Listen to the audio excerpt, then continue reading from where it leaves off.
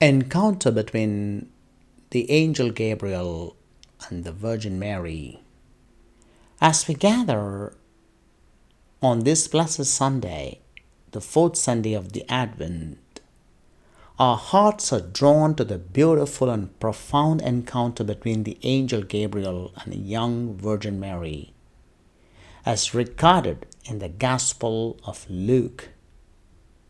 This passage is a pivotal moment in the history of salvation, highlighting Mary's unwavering faith and a pivotal role in God's divine plan.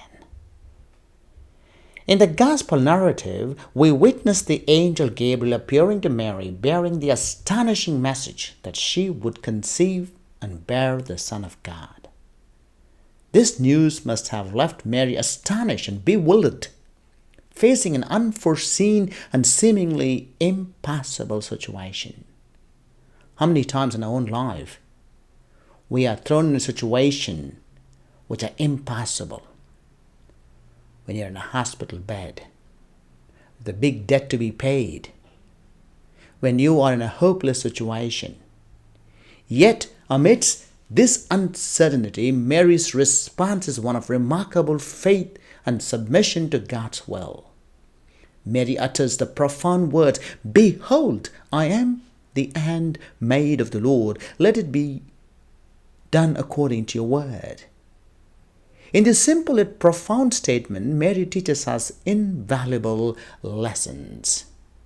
The message to take home: unwavering faith, humility and surrender, saying yes to God. Unwavering faith. Mary's response showcases her unshakable faith in God's plan. Even when faced with circumstances beyond her understanding, Mary's trust serves as a model for us to rely on God's faithfulness, especially when life circumstances seem daunting. In this festive season, in the fourth Sunday of Advent, the question to you is, what is your faith? Where is your trust in God's plan? How many times we doubt God's plan for our lives? There's a conflict between our plan and God's plan. Mary invites us to look into humility and surrender. Mary's humility and readiness to surrender herself to God's will are exemplary. Mary sets an example for us to let go of our own desires and submit ourselves wholly to God's purposes for our lives. The opposite of ego is humility. Opposite of ego is surrender. Today, ego breaks the family, ego breaks the business, ego breaks oneself. Like Mary, when we are humble and ready to surrender, we see God's purpose in our life. The third invitation from Mary for us this week is to say yes to God. Mary's courageous yes to God's call challenges us to be open to His invitation in our lives.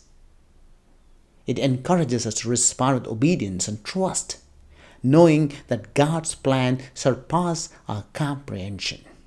Very many times, as a human we question why it is not this way or that way. But when we surrender to God, you say yes to God, it surpasses our comprehension. As we reflect on this gospel passage from Luke chapter 1, 26 to 38, the story of Annunciation, the history of God's love to humanity, let us internalize Mary's example of faith and surrender in our lives. May we imitate her unwavering trust in God's providence, especially in times of uncertainty and doubt. This last week of Advent, let's prepare our hearts, just as Mary prepared hers to welcome Christ in our lives.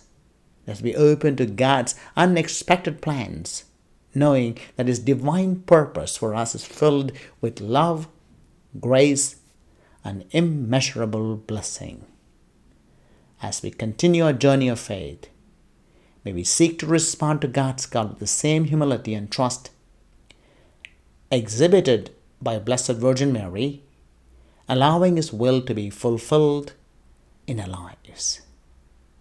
Encounter between the angel Gabriel and Virgin Mary. It calls us towards unwavering faith, humility, and surrender, saying yes to God.